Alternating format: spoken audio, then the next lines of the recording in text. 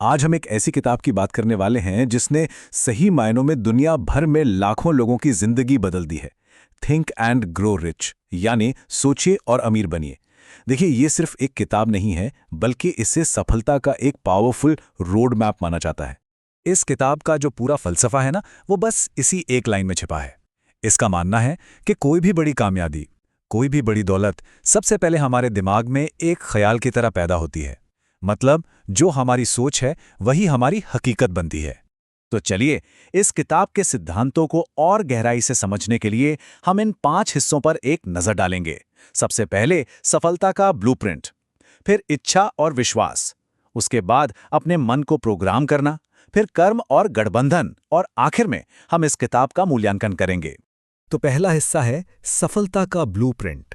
इसके जो लेखक हैं नेपोलियन हिल, उन्होंने कोई 1-2 साल नहीं बल्कि पूरे 20 साल लगाकर एंड्रू कार्नेगी और हेनरी फोर्ड जैसे 500 से ज्यादा कामयाब लोगों पर स्टडी की और उनकी आदतों को 13 मुख्य सिद्धांतों में बांट दिया। इसका सीधा सा मतलब यह है कि अगर किसी को अमीर बनना है तो उसे सिर्फ मेहनत नहीं करनी, बल्कि उससे भी पहले अपने दिमाग में अमीर होने का एक पक्का इरादा और यकीन पैदा करना होगा। असल में सब कुछ एक सोच से ही तो शुरू होता है। तो अब हम आते हैं सफलता के सफर के सबसे पहले और सबसे जरूरी कदम पर, और वो है इच्छा और विश्वास। आप कह सकते हैं कि ये वो चिंगारी है जो कामयाबी की आग को जलाती है। देखिए, हिल के हिसाब से सिर्फ ये सोचना कि काश मैं अमीर होता, ये काफी नहीं है। सफलता के लिए एक जलती हुई, एक जुनूनी इच्छा का होना जरूरी है। मतलब एक ऐसा जुनून जो आपको हर पल अपने लक्ष्य की तरफ खींचता रहे। तो सवाल यह है कि कोई अपनी इस इच्छा को हकीकत में कैसे बदलेगा। खैर, किताब इसके लिए ये एकदम साफ साफ कदम बताती है। पहले तय करो कि क्या चाहिए, फिर यह तय करो कि कब तक चाहिए, और उसे पाने के लिए आपका पक्का प्लान क्या है।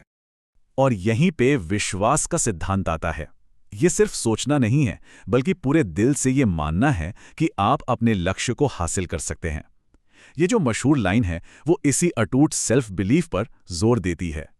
ठीक है, तो एक बार जब आपके पास एक जबरदस्त इच्छा और अटूट विश्वास हो, तो अगला कदम है अपने दिमाग को सफलता के लिए पूरी तरह से तैयार करना। मतलब उसे अपने लक्ष्य के लिए प्रोग्राम करना। इस तकनीक को ऑटो सजेशन कहा जाता है।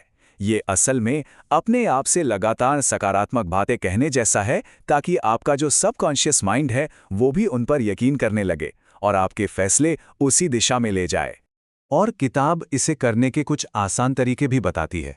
जैसे अपने लक्ष्यों को कहीं लिख लें, उन्हें हर सुबह और रात जोर से पढ़ें और ये कल्पना करें कि आप पहले ही सफल हो चुके हैं। अपने दिमाग को प्रोग्राम करने के साथ साथ आपको विशेष ज्ञान भी हासिल करना होगा। किताब साफ कहती है कि सिर्फ जनरल नॉलेज से काम नहीं चलेगा, आपको अपने चुने हुए फील्ड का एक्सपर्ट बनना होगा। तो अब तक सारी बातें सोच की थीं। अब हम अंदर की सोच से बाहर के एक्शन की ओर बढ़ते हैं, जो किसी भी विचार को हकीकत में बदलने के लिए बेहद जरूरी हैं। लेकिन देखिए, सफलता की राह इतनी आसान नहीं होती। आपको रास्ते में कई बार असफलता का सामना करना पड़ सकता है, या फिर लोगों की तरफ से रिजेक्शन झेलना पड़ सकता है। और सच तो यह है कि यही वो पल होते हैं जब ज्यादातर लोग हार मान लेते हैं और अपने सपनों को अधूरा छोड़ देते हैं।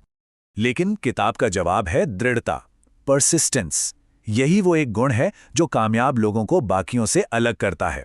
ये मुश्किलों और हार के बावजूद अपने लक्ष्य पर टिके रहने की जिद है। इसके अलावा एक और बहुत पावरफुल आइडिया है मास्टरमाइंड ग्रुप का। इसका सीधा मतलब है कि आपको अकेले चलने की जरूरत नहीं है। आप अपने जैसे या आपसे ज्यादा होशियार लोगों के साथ मिलकर काम कर सकते हैं, अपने आइडियाज शेयर कर सकते हैं और एक दूसरे की मदद से तेजी से आगे बढ़ सकते हैं। चलिए, अब आखिरी हिस्से पर आते हैं। ये किताब 1937 में लिखी गई थी। तो सवाल ये उठता है कि आज की दुनिया में ये कितनी रेलेवेंट है, कितनी काम की है। तो क्या ये किताब आज भी काम करती है? देखिए, एक तरफ तो इसके जो सरल विचार हैं और जो इसका माइंडसेट पर जोर है, वो इसे आज भी पावरफुल बनाते हैं। लेकिन वहीं दूसरी तरफ कुछ लोग कहते हैं कि ये बहुत ज़्यादा मोटिवेशनल हैं और इसके कुछ सिद्धांत, जैसे सबकॉन्शियस माइंड की शक्ति, थोड़े एब्स्ट्रैक्ट यानी कि अस्पष्ट लगते हैं। तो कुल मिलाकर अगर इस किताब से कुछ मुख्य बातें सीखी जा सकती हैं तो वो ये हैं: अपने लक्ष्य एकदम साफ रखें, खुद पर अटूट विश्वास करें, हमेशा कुछ नया सीखते रहें, कभी भी हार ना मानें और अपनी सोच को हमेशा पॉजिटिव रखें। और आखिर में ये हमें एक बड़े सवाल के साथ छोड़ देती है। क्या लगभग एक सदी पुरानी सोच आज की इस तेजी से बदलती दुनिया में भी सफलता की गारंटी दे सकती है? इसका जवाब शायद हर किसी को अपने लिए खुद ही खोजना होगा।